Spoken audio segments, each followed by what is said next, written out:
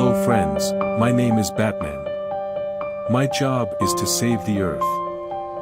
So, please help Arif Yohamart's channel to reach 100,000 subscribers. Assalamualaikum warahmatullahi wabarakatuh. Ketemu maneh Malang Nyong Arif Yohamart. Kita akan melanjutkan cerita kawin kontrak episode 35. Nah, episode ini episode yang cukup panjang karena durasinya sampai 17 menit. Bayangkan. Pasti akan banyak cerita-cerita menarik di sini. Nah, sebelum kita lanjutkan ceritanya, please bantu channel Arif Yohamart agar lebih berkembang lagi dengan cara tekan tombol like dan subscribe. Terima kasih. Nah, terima kasih yang nanti bantu subscribe. Tak dongake rezekine lancar, barokah, melimpah ruah, iso nggo bantu sesama. Amin Allahumma amin. Sing durung subscribe tetep tak dongakno sehat, kuat, bahagia. Kita lanjutkan episode 35 karya Mbak V Handayani Kawin Kontrak. Ciao. Seminggu telah berlalu. Kondisi Papa Adalat pun telah membaik. Atas saran adiknya, ia pun membeli sebuah rumah di daerah Malang, Jawa Timur. Hal itu mereka lakukan agar Papa Adalat bisa melepaskan rasa rindunya pada menantu dan cucu kesayangannya. Arini tengah menyiram kembang yang ditata rapi di beberapa pot teras dan halaman rumahnya, kala sebuah kendaraan berwarna hitam berhenti tepat di sampingnya. Seorang lelaki tampan nampak turun dari kendaraan itu dan menyapanya dengan lembut. "Selamat siang Rin, apa kabar?" kata lelaki itu sambil mengulurkan tangannya pada Arini. "Selamat siang Pak Rama, alhamdulillah baik Pak. Tumben Bapak kemari," jawab Arini dengan senyum indahnya.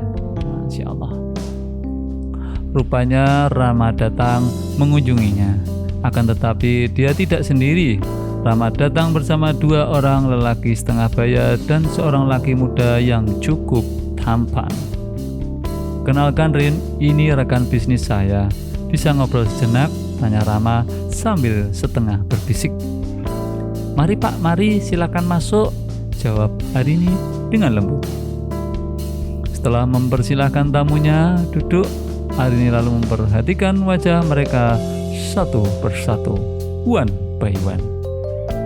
"Angga Junior kemana Rin?" tanya Rama sambil mencuri pandang ke arah kamar. "Oh, si kecil lagi diajak jalan-jalan sama si Mbok dan Mbak Narsih ke rumah Bu RT," jawab Arini sambil tersenyum. Rama begitu kagum akan kesabaran dan kekuatan hati wanita di hadapannya ini. Tidak tergambar sedikit pun kesedihan. Semua itu ditutupinya dengan sempurna. "Andai gue bisa mempersuntingmu saat ini juga Rin, alangkah bahagia dan sempurnanya hidup gue," batin Rama. "Oh iya Rin, kenalkan ini Pak Mike, Pak Budi, dan Pak Arnold. Mereka adalah rekan bisnis dan sahabat papa saya," kata Rama sambil memperkenalkan mereka. Arini nampak mengangguk dan tersenyum kepada mereka satu persatu. "Kedatangan kami ke sini untuk menawarkan kerjasama pada kamu," kata Rama lagi. "Apa yang bisa saya bantu dan lakukan Pak?" kata Arini perlahan. "Pak Rudi adalah pengusaha properti terbesar di Batam, sedangkan Pak Mike dan Pak Arnold pengusaha properti di daerah Kalimantan," jawab Rama singkat. "Kami mendapat proyek untuk membangun perumahan di daerah Malang dan Surabaya, juga proyek pembangunan jalan tol sambungnya. Saya telah memberikan CV kamu pada bapak-bapak ini, juga referensi dari beberapa klien kantor kita di Jakarta dulu," kata Rama lagi. "Maksudnya Pak?" tanya Arini bingung. "Saya meminta kamu untuk membantu kami di perusahaan yang kami buka di sini," kata Rama tegas. Arini nampak melongo. Seakan tidak percaya akan apa yang didengarnya barusan. "Jika boleh kami meminta Mbak Arini menjadi manajer eksekutif di proyek ini," kata Pak Budi, lelaki setengah baya yang dari tadi memperhatikan Arini. Arini menutup matanya. Dia sama sekali tidak percaya apa yang didengarnya dari lelaki di hadapannya itu. Berulang kali dia menatap wajah Rama dan Pak Budi bergantian. Rama hanya mengangguk dan tersenyum, menguatkan perkataan Pak Budi. Pak Budi ki koncoku biyen kerja. Tapi Pak, saya mempunyai anak yang masih berusia 7 bulan dan mungkin saya tidak akan bisa meninggalkan anak saya terlalu lama jika harus pulang pergi Surabaya Malang, Pak, kata Arini dengan lembut. Kami sudah tahu semua itu. Kantor akan kami buat di kota Malang ini. Sudah kami urus. Kemungkinan besar kantor nanti berada kurang lebih 100 meter dari kafe milik Murin, jawab Rama sambil tersenyum. Rama dan Pak Arnold rupanya telah terlebih dahulu membeli bangunan yang terletak tidak jauh dari kafe milik Arini, dan saat ini sedang dilakukan pembenahan bangunan berlantai 2 itu untuk disulap menjadi sebuah kantor alias office. Kamu pun bisa membawa Angga Junior di setiap hari ke kantor ini. Saya sudah meminta membuatkan kamar khusus di lantai 2 untukmu dan Angga beristirahat. Saya akan memberikan sebuah mobil baru sebagai ganti mobil yang pernah kamu jual dulu, kata Rama sambil tertawa kecil. Wah, dia menjual mobil pemberianmu ya Ram, kata Pak Mike bingung. Ya Om, mobil hadiah dari saya dijualnya. Hasil penjualannya mobilnya dibagikan karyawan kantor, rumah singgah dan beberapa panti asuhan dan rumah duafa, jawab Rama sambil tersenyum lebar. Beneran lo Ram, kata Pak Arnold tidak percaya. Unbelievable. Rama hanya mengangguk, sedangkan Arini nampak tertunduk malu karena berani menjual mobil pemberian dari Pak Rama. Ora apa-apa nggo sedekah untuk ganjaran. Pak, saya bisa minta sesuatu, kata Arini tiba-tiba. Semua terdiam dan menatap ke arah Arini. Saya jangan diberikan mobil lagi Pak, biar saja saya naik motor saya ke kantor, dan setiap jam sholat saya boleh balik ke rumah untuk melihat dan menyuapi anak saya makan siang, kata Arini perlahan. Tawa keempat lelaki itu seketika pecah. Mereka tidak menyangka Arini akan berkata seperti itu. Pak Budi hanya menggelengkan kepalanya. Dia baru yakin akan apa yang telah disampaikan padanya beberapa hari lalu. Jadi kamu mau bekerja dan membantu kami? Tanya Rama setengah memekik. Arini mengangguk dan tersenyum. Saya harus bekerja dan menabung untuk masa depan anakku Pak Rama, batin Arini. Dibatin tapi ora diomong. Alhamdulillah, kata Rama sambil tersenyum puas. Pak Arnold lalu membuka sebuah tas dan memberikan sebuah dokumen pada Arini. Dia juga menyerahkan sejumlah uang dalam amplop coklat pada Arini. Ini adalah ucapan terima kasih dari kami karena Mbak Arini berkenan membantu kami.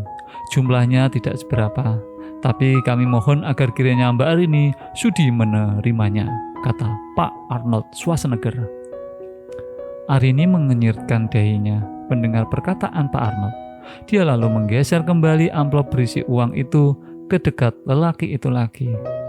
Maaf Pak, nanti setelah saya bekerja, baru saya berhak menerima bayaran pekerjaan saya. Untuk saat ini jangan dulu ya Pak. Saya sepertinya tidak akan pernah bisa menerimanya jika bukan hasil kerja saya, tolak Arini dengan lembut. Ono karyawan kaya ngono iku luar biasa. Rama hanya tersenyum dan memberi kode mata kepada ketiga rekan bisnisnya itu. Dia telah membuktikan pada ketiganya yang sama sekali tidak percaya akan semua perkataannya. Syukurlah akhirnya Arini mau menandatangani surat perjanjian kerjasama dengan perusahaan yang baru dibuat itu. Rama segera mengambil ponselnya dan mengabadikan kala Arini menandatangani surat persetujuannya dan saat dia menjabat tangan ketiga rekannya yang baru. Welcome to the new world, Arini. Tak lama kemudian Simbok dan Mbak Narsi datang dengan menggendong Angga Junior. Rama yang melihat kedatangan bayi mungil yang tampan itu segera menyambutnya dan mengambilnya dari gendongan Mbak Narsi. Kangen deh karo ponakane. Angga Junior yang sudah mengenal dan tahu aroma tubuh Rama nampak gembira dan tertawa kala diajak bermain olehnya. Pak D, ngono mungkin ya bayangannya ngono. Itu anak Mbak Arini ya? Tanya Pak Arnold. Ya, mereka bisa melihat foto pernikahannya dengan Angga yang dipajang di ruangan itu. Rama lalu meminta Mbak Narsi untuk memerintahkan supir untuk menurunkan barang-barang yang berada di bagasi mobil. Nampak beberapa kaleng susu, mainan, kereta untuk bayi, dan beberapa pasang baju untuk Angga Junior dibawa Pak sopir dibantu oleh Mbak Narsih. Jangan ditolak, jangan ditegur. Ini hanya sebagian dari ganti rugi mobil yang kamu bagikan hasil penjualannya, kata Rama tegas sebelum Arini protes. Wah, ini persiapan untuk beberapa bulan, kata Arini sambil mengucapkan terima kasih. Matur nuwun, kamsahamnida. Setelah beberapa saat, Rama lalu berpamitan untuk kembali ke ibu kota Jakarta. Ingin rasanya dia memeluk dan mencium gadis kampung itu. Bukan pelukan karena dia menginginkan dirinya menjadi kasih, akan tetapi pelukan seorang kakak pada adiknya. Sebulan lagi kita akan mulai bekerja. Jaga kesehatanmu, Rin. Jaga Angga Junior baik-baik. Saya akan ada jika kamu membutuhkan sesuatu, kata Rama sambil menepuk pundak Arini. Arini hanya mengangguk dan tersenyum. Pandangannya terasa buram. Kenapa ya kok buram ya? Kelilipan apa mbak ya? Beberapa kilometer dari rumah Arini nampak Papa Adalat sedang beristirahat di sebuah rumah yang baru dibelinya masih di seputaran kota Malang. Nampak lelaki tua itu sedang melayangkan protesnya. Saya meminta kalian memberi rumah di sebelah rumah menantu dan cucu saya, bukan yang jauh dari rumah mereka, kata Papa Adalat dengan suara keras. Tapi di dekat Arini tidak ada yang mau menjual rumahnya, Paman, ela Astrid dengan tegas. Ya sudah, buatkan saya rumah tepat di halaman rumah Arini, kata Papa Adalat dongkol. Ijek ngeyel lagi tuan Perancis. Papa Astrid dan Astrid hanya tersenyum. Sudah beberapa hari ini mereka mengurusi permintaan Papa Adalat yang meminta dibelikan rumah di dekat rumah Arini. Dia tidak ingin jauh dari kedua orang yang sangat disayanginya itu. Syukurlah Astrid dibantu rekan Angga menemukan rumah yang lumayan besar untuk ditempati Papa Adalat. Penjaga rumah Papa di Bogor juga telah datang bersama perawatnya untuk menemani Papa selama berada di Malang. Angga nampak duduk terdiam di salah satu kamar di rumah baru itu. Dia menatap foto bayinya dan foto Arini secara bergantian. Uripmu kok gur ngono tok enggak. Refleks tangannya meraih kalungnya yang telah disematkan pada kedua cincin milik Arini. Dia pun mencium cincin milik Arini. Rasa rindu pada gadis kampung itu begitu menyiksanya. Dipandanginya foto Arini dan diletakkannya di dadanya. Dia lalu memandang cincin kawin yang melingkari jari manisnya. Seketika dia terbayang kala dirinya pertama kali menyentuh gadis kampung itu. Hampir saja dia menendang dirinya. Oh jago sapu ireng kok. Angga tersenyum. Rin, Mas merindukanmu, bisiknya. Akhirnya Angga tertidur. Dia tidak mengetahui jika papanya, Papa Astrid dan Astrid sudah tidak lagi di rumah itu. Mang, Papa dan yang lainnya kemana? Tanya Angga pada penjaga rumah kala dirinya terbangun. Gak tahu mas, tengetos. Angga kembali masuk kamar dan meneruskan tidurnya. Angga tidak tahu bahwa saat ini Papa adalah tengah dalam perjalanan menuju rumah Arini. Sebab Papa Astrid akan berpamitan untuk kembali pulang ke Colmart esok malam. Kedatangan Papa adalah di rumah Arini disambut dengan penuh keharuan. Papa segera menggendong Angga Junior dan mengajaknya bermain bersama Papa Astrid. Bayi mungil itu nampak bahagia. Astrid hanya menurunkan Papa dan papanya sebab dia akan menemui seseorang. Arini nampak begitu bahagia dan terharu melihat Papa adalah tengah bermain bersama cucunya. Dia menghapus air mata yang nampak menggenang di sudut matanya. Sekalian Angga.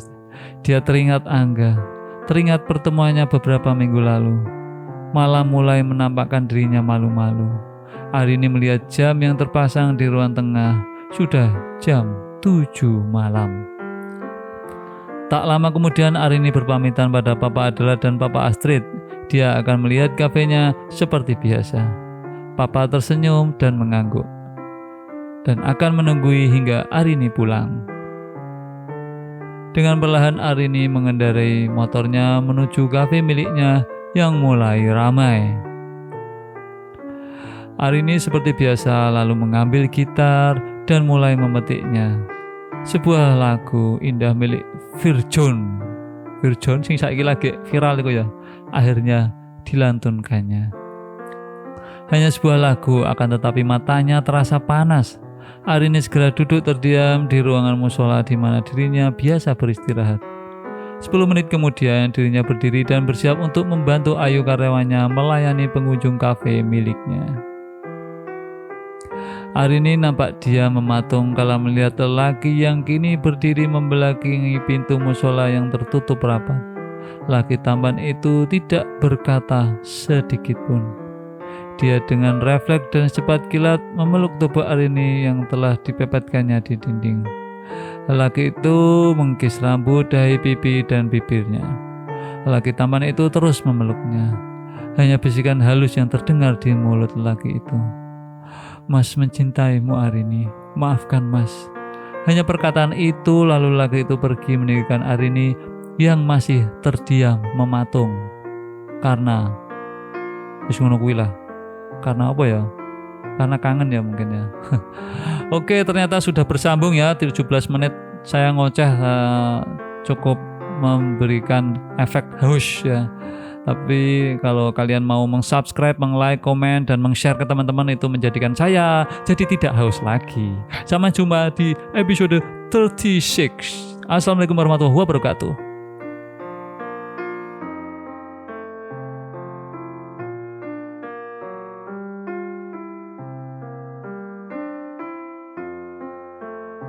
Ayu, piye kabare? Aku Hulk. Menungso werna ijo sing paling kuat rak ono tandingane kejaba Thanos. Matur suwun wis nonton video Arif Yohamart. Ojo lali like lan subscribe channel ini. Matur suwun. Terima kasih, thank you, kamsahamnida, gumawa. I love you.